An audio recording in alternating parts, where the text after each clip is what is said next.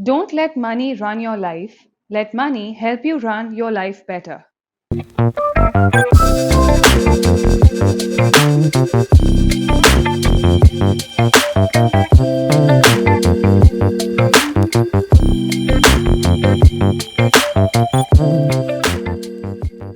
Hello, everyone, and welcome to season 2 of my cast, which we've titled The New Norm. I'm Nitpreet. And I'm Piyush, and we are your hosts for this season. Our guest for today is an associate chartered accountant with a PhD. And after 3 years of corporate experience, he has been into academics and teaching various subjects of core and applied finance for over 15 years. He's a member of the India Finance Association and Impact Investing Society. Welcome, Taral sir. We're really excited to have you with us. Hi, how are you?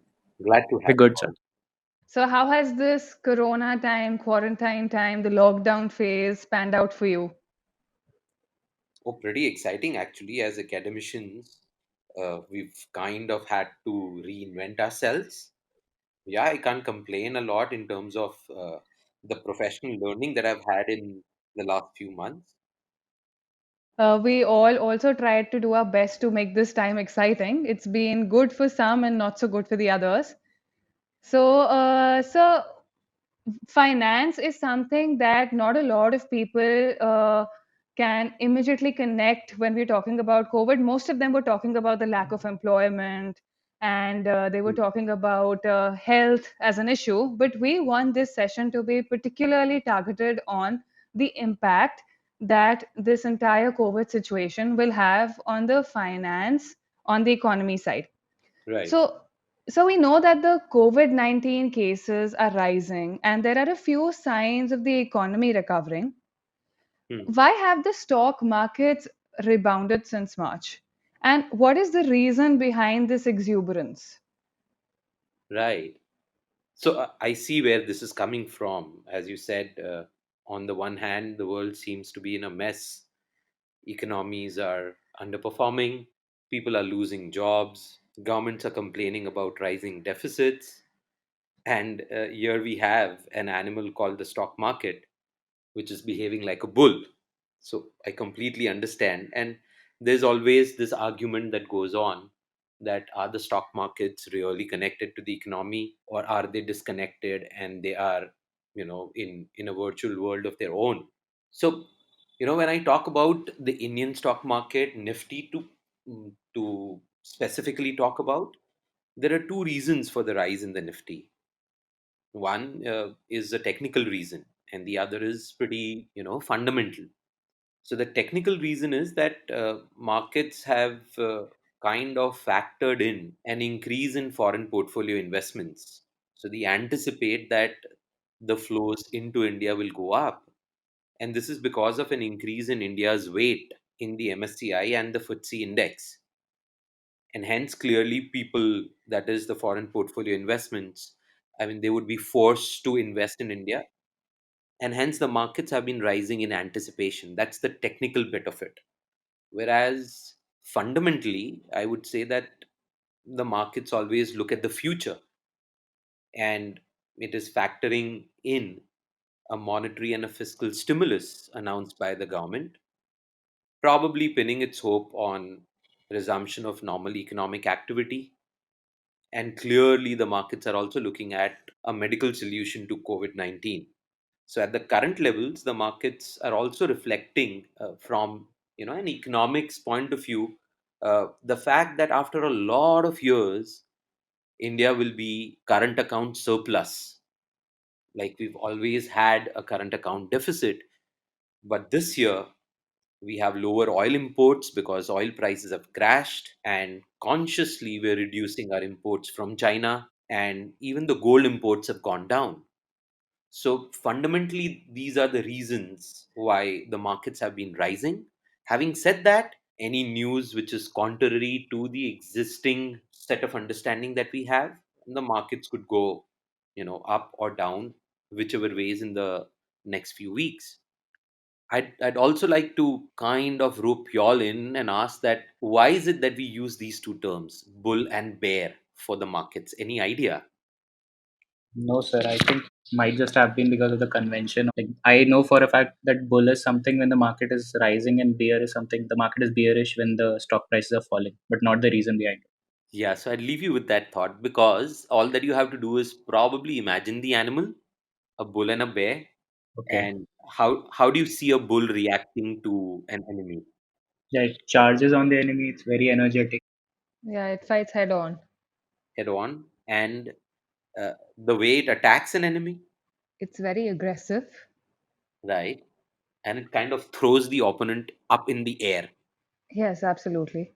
Ah. That gives you a direction to the market, right? Yeah, yeah. Oh, great. Okay. And you can And the imagine bear how does pins you down. Yeah. yeah, exactly. But that was only on a lighter note. I hope this kind of gives you a heads up in terms of the technical reason for the market rising and some fundamentals behind it as well. Yes, sir, Yes, sir. absolutely. This is one of the reason why we all just love your classes because you make it so easy for us financial novices who aren't very familiar or don't have much specs into the financial world. You make it just so easy for us. And that's such a wonderful way of explaining. That's That's precisely my amazing. thought. Thank you. Yeah. So, sir, adding to the like the explanation that you gave about the rise in the prices of the market. So, do you think the Indian markets are right now even more expensive since we know that year 2021 is a complete washout, and also the demand has been on the lower side across industries. So, what has been the reason behind this increase in prices? Right. So, this entire word value. So, when you say that are the markets expensive, essentially we are talking about is the market kind of valued correctly right now?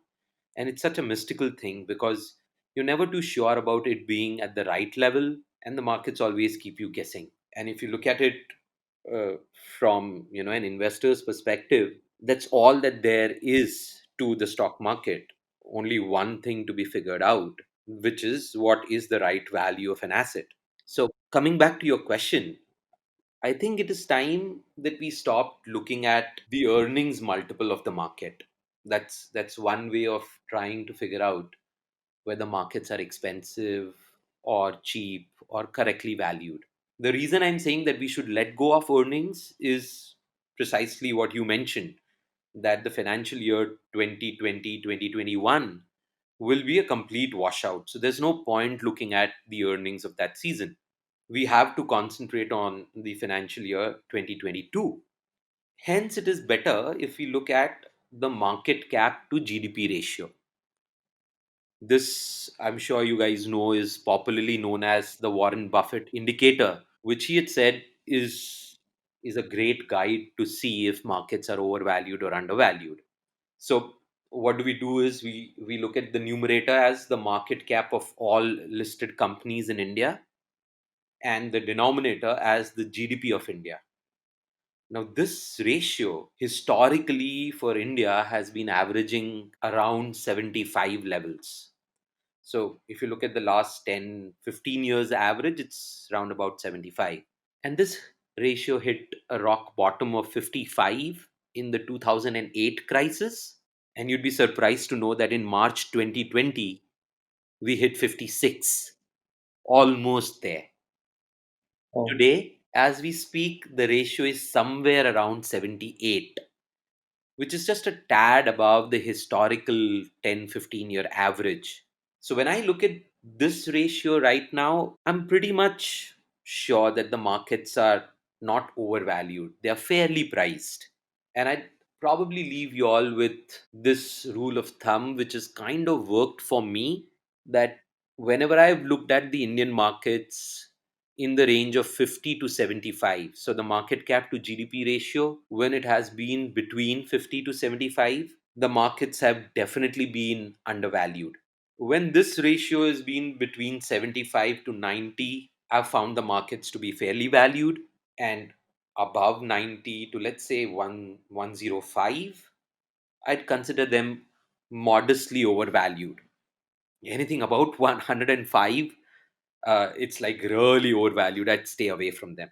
So, getting all of that back together, clearly right now, I don't see the markets to be overvalued, unless the only danger is that if the economy does not do well, then I'm sure the numerator, being the market cap of all companies, starts looking very expensive, because your denominator, which is the GDP, is not increasing.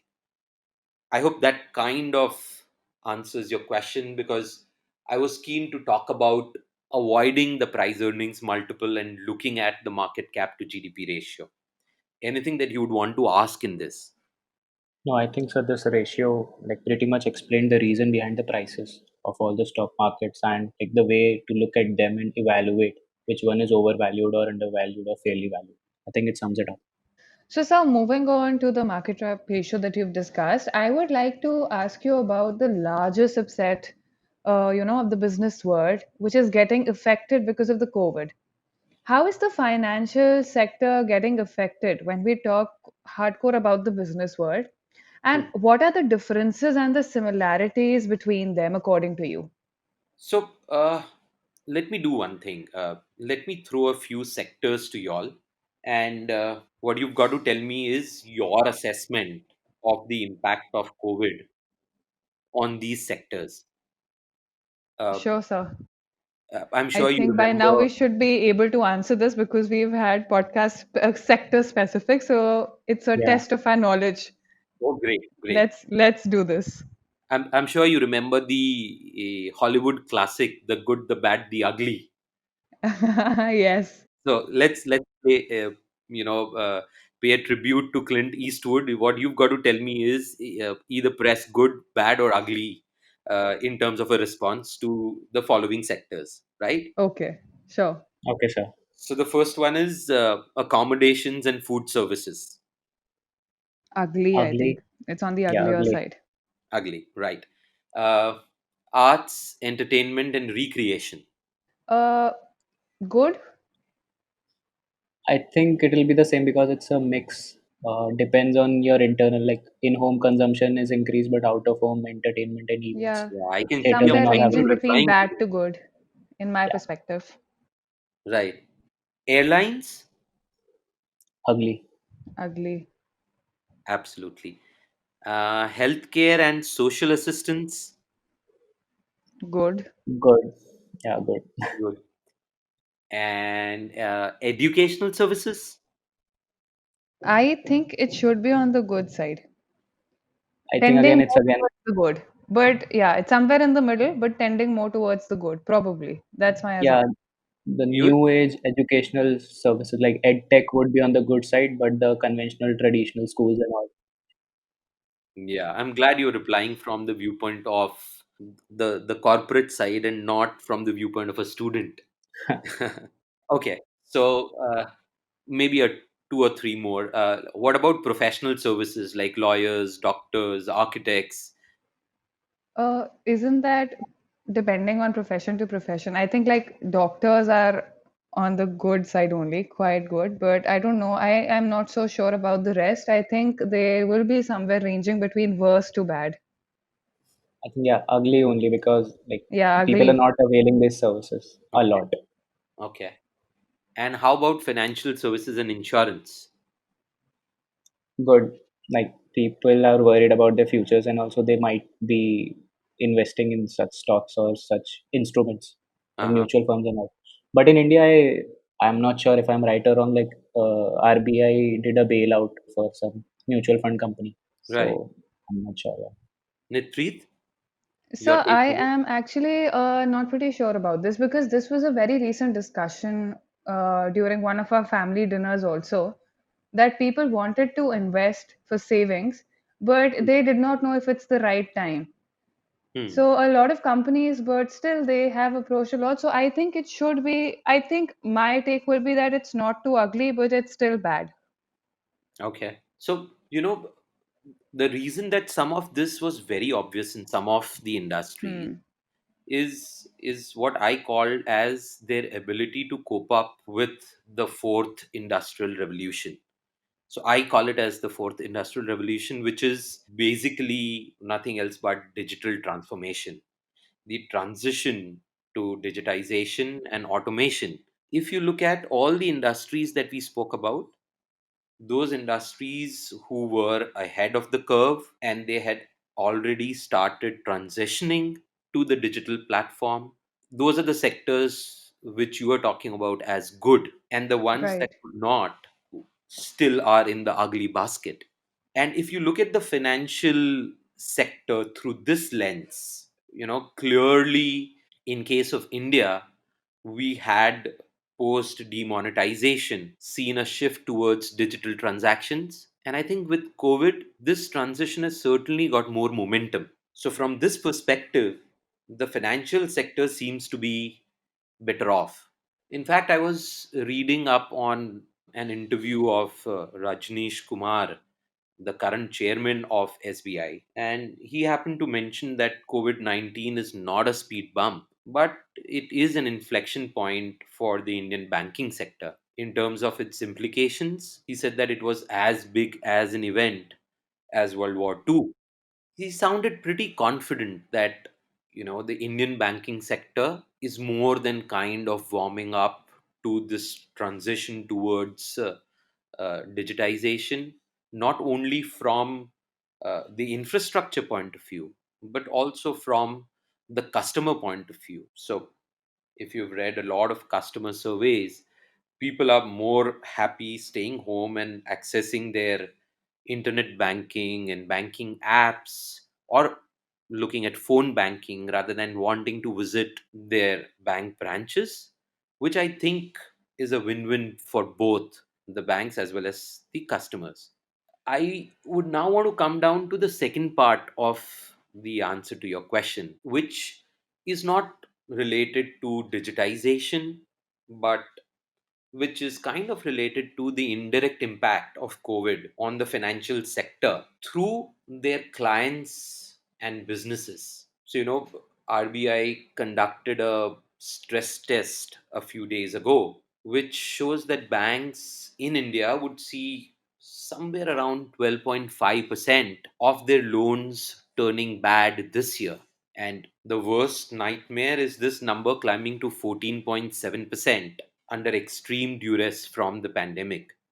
Indian banks had been able to bring down this number to 8.5% for the financial year 2020, which was somewhere around 11.6%, if I'm not mistaken, in 2018. So it seems that it was just a number on sand. All it took was the wave of a pandemic to wipe this minor victory off. Clearly, the risk that the financial sector is staring at is that a lot of their clients, which were categorized as performing assets probably a quarter or two ago, will be categorized as non performing assets very soon. So this is where I see a lot of stress coming into the sector, because with your existing clients unable to repay, how confident are you as a bank to probably lend to newer customers? So that's the question that we are staring at. And you tell me whatever you think is the way ahead, that how can you solve this from a bank's perspective? How do you solve this problem? It's a very tricky question to answer because a lot of it depends on when the vaccine comes and how various industries like react to it, because like these industries don't work in silos. The response of each of them would determine, Right. and these banks have lended to like across sectors and industries. Absolutely. So I think they depend on each of them and their response. True, true. Nitpreet, do you think that additional capital being pumped into banks will kind of ease this pressure? It could, sir. I actually think it might actually ease the pressure. Hmm. Because I was reading somewhere that a lot of people, after they've lost their jobs, are also, I think there is going to be, after a month or so, there's going to be again a push for the number of loans that they would be wanting from the consumer perspective, like people who want to invest in their own small cap, mid cap businesses and all. And Right. uh, even the bigger companies would want to, eventually do something good to revamp their position in the industry. So I think it might actually impact, and it can actually ease off the pressure on the banks. But that's just my guess. I am not sure of this at all. Absolutely. I mean, your guess is on the spot, absolutely, because that's what the government of India is trying to do. That is, Mhm. through mergers and recapitalization, ensure that smaller public sector banks get merged with the larger ones who have better balance sheets and better capital adequacy ratios. And that's how, yeah, that's how I think they'll probably try and handle this stress, although we'll only know over a period of time, because these performing assets which will get categorized as non-performing assets will itself take a long while, because the government has given a big moratorium to a lot of businesses, allowing them a free hand to not pay off their dues right now because of the stress of the pandemic. So only time will Mm. tell. Yeah. So we discussed about digitization and the variability of impact on each industry. So now let's move on to country level analysis. So many countries adopted different measures to stabilize the market and help mitigate the impact of the crisis on firms and households and to support the recovery, of course. So could you give us a global perspective on as to what worked and what did not, and what is the way ahead? Ah, that's a difficult one. So I really can't tell you what worked and what did not, because frankly, Piyush, it's just too early to comment. However, what I can attempt at doing is try and explain why is this a difficult question. And Mhm. maybe that might just, help you understand the complexity of what you've just asked. So, it is difficult because of the uncertainty around COVID-19. The pandemic seems to have upset any chance of a steady and energetic resumption of normal business activity, because every week you see a city, a district, or a state enforcing newer, albeit limited lockdowns. So we find that with each passing week and month, the economic stress continues to build, because the economy is working well below its potential, which means that individuals are earning less and as a result holding back consumption. That in turn makes businesses wonder if they should take fresh loans and ramp up production, or simply stay put.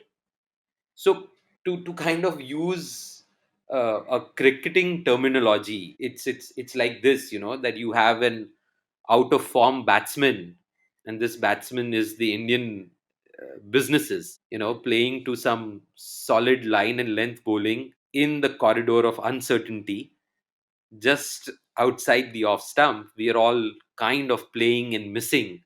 That's what I see is happening, Yeah. right? So let me kind of just take a step back, and since you're talking about government action, let me pull in exactly what are governments across the world doing. And frankly, what they are doing is very common, and it's important to see uh, the commonalities in terms of the approach of every government. So you can tell me a yes or no. So are all governments trying to flatten the infection curve as fast as possible? Yes. Yeah, I mean, everybody in their own way is somehow trying to flatten the COVID infection curve, right? Yeah. Are Yeah. all governments augmenting hospital capacity, Yes. Yes. right? Are all governments treating and testing patients to safeguard lives? Yeah. Yes. And are all governments preparing to get back to work safely when the virus abates? Yeah. Absolutely. Right. And lastly, are all governments preparing to accelerate the economic recovery by supporting people and businesses affected by lockdowns through two things, fiscal and monetary measures? Yes, sir. Right. So, Yes. yeah, any government response that you pick up would either fall into a fiscal measure or it would fall into a monetary measure, although these days the lines have blurred and it's difficult to slot every measure taken as either fiscal or monetary. It could be a combination of both. Now that we know that all governments are trying the same thing, how different is India, especially when you compare it to the rest of the Asian economies? The first thing that comes to my mind is that India has been far stricter in enforcing a lockdown. So if you compare with the peers, Asian peers, the entire lockdown in India has been pretty severe and stringent, right? Yes, sir. Right. On the other hand, when it comes to the economic stimulus, it seems that India has kind of lagged behind when you compare it to Asian countries. So before, the announcement of the Atmanirbhar Bharat package, this gap was huge. But now I think this Atmanirbhar Bharat package is somewhere around, it accounts for 10% of the GDP. And if you add the Pradhan Mantri Garib Kalyan Yojana to it, and you add the Mahatma Gandhi National Rural Employment Guarantee Scheme to it, then India kind of becomes comparable to the Asian peers, because everybody is like looking at 10% of GDP as a stimulus, 20, 30% of GDP as a stimulus. So India does, with all of this added, kind of come at par with the other Asian peers. What India has not been able to do, or has consciously stayed away from doing, is cash transfers, as against a lot of Asian countries who have increased the proportion of beneficiaries as far as cash transfers are concerned. India hasn't kind of resorted to a lot of cash transfer schemes, but instead has looked at cash for work programs, right? So maybe at some point of time, we will have to relook this strategy of not resorting to a lot of cash transfer. And I completely understand why we have stayed kind of shied away from this, is because India has a very high debt to GDP ratio, and you don't want to worsen it going down that route. But I think we also have to clearly remember that we have an escape clause in the Fiscal Responsibility and the Budget Management Act, which enables the central bank to directly finance the deficit. But these are calls that we'll take only as we move on. I can think of other measures too, like, can we expand the Mahatma Gandhi National Rural Employment Act to urban India? It's only applicable to rural India right now. Can we apply it to urban India and ensure that people get cash for work in even this part of India? So, as I said, comparing India with Asian peers, we are pretty much there. But when we compare India with developed nations, the response is very different. So, like, if you look at developed countries, people have kind of changed the norms that central banks follow.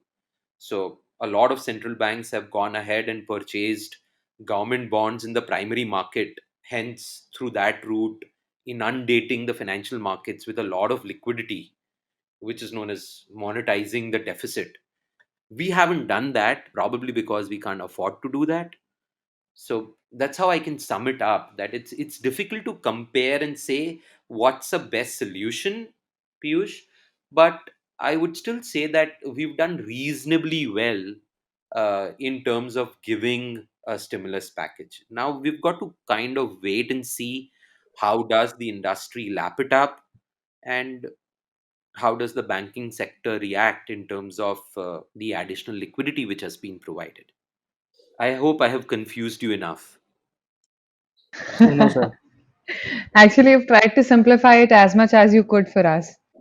Yeah. You're right.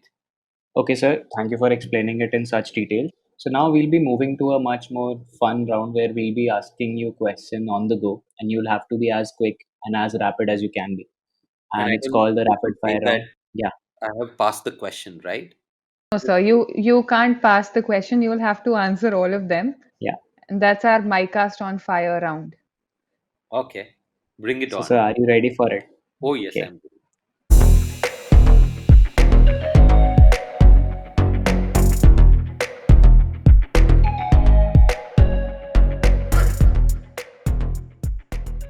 Okay, sir.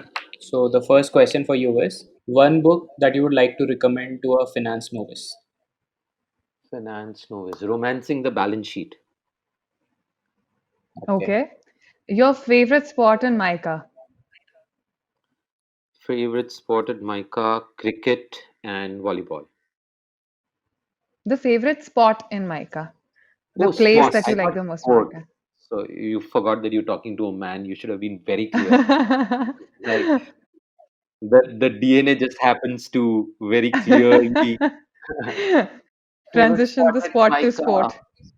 Yeah, I think favorite spot at MICA is the tree bank opposite Chota. I think that one. Okay. Okay, that has been a consistent one, no, Piyush? The entire Yeah. season, everybody's loved Chota and the Everyone tree. loves that spot. Oh, okay. Yeah, I think in its own capacity, it's pretty iconic, pretty beautiful. So next one is a hypothetical question. So if you were the finance minister, so what would be the top three sectors that you would be focusing on or add in your budget? Okay.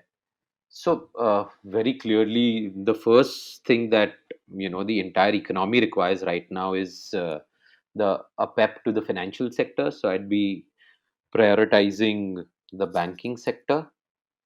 And let me not get so serious. Let me think about sports as a sector. Yeah, I think it's high time that sports becomes an industry and a professional option for youth in India. So that's a sector that I'd love to concentrate on. And yeah, the third one I'd go with automobiles. That's also something which has historically driven 20 to 30% of the US economy, and hence I'd want to do that. Okay. Who is your icon in the financial world? From an investment perspective, yeah, clearly, like so many people around, I love to read what Warren Buffett has to say in terms of what's a good investment and the entire psyche behind uh, choosing the right investment opportunity. Yeah, I love to read what he has written. Okay. And who do you think will play the most inevitable role in the upliftment of a brand? Finance managers or marketing managers? I think a marketing manager who's savvy with finance. Okay. So a mix of both. Yeah, and that's where my friends are getting close to. So, sir, should virtual teaching replace the classroom teaching in future? Why are we talking about replacement? Why can't we just have best of both the worlds and capitalize on it? I mean, I don't think these two options are mutually exclusive. Clearly, we can have best of both the worlds. Okay. So, sir, the one company that comes to your mind which excels in all the functions of MBA that we had taught about. So I think this is very subjective.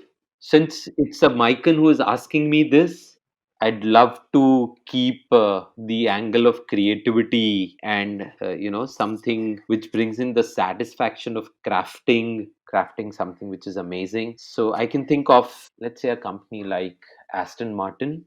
Amazing machines, supremely designed automobile pieces. At the same point of time, a brand which cannot be matched. The production function, it's probably the best in the world. Yeah, there's nothing that I need to talk in terms of marketing and the way the product is priced. I think finance is also taken care of. Yeah. Lovely and a very different example. Thank you. Tell me my grade now. Do I get an A plus, or an F for the rapid fire? The last question is left. After that, we are going to allot you a grade. So Okay. pick one, work from home or working in offices. Clearly working in offices when I want to, and work from home again when I want to. So, uh, being a true academician, I love the freedom to work when I want to. So, I don't mind recording a session at 2 a.m., sending it across to the students at the same point of time. I love the fact that yes, I have a timetable to follow, and 9:30 a.m. I start my Zoom session sharp there. So yeah, I love the freedom, and I love the discipline that this area brings into my life. Yeah, So that was amazing, sir. You are given an A plus plus for all the wonderful answers that you've given. It was a very fun and entertaining session. So we hope you absolutely. enjoyed the entire podcast session and the rapid fire segment also. Absolutely. It's been a pleasure. And as I said, it was so nice looking at you after such a long time. Same, Thank you sir. The so much feeling for is your absolutely mutual. time. And Yes, it's sir. always a wonderful experience to have a conversation with you inside the classroom, outside the classroom. And this has been a very different mode for the both of us as well. Yeah. I have enjoyed it thoroughly. Thank you so much, Piyush and Nitri, both of you. Thank you.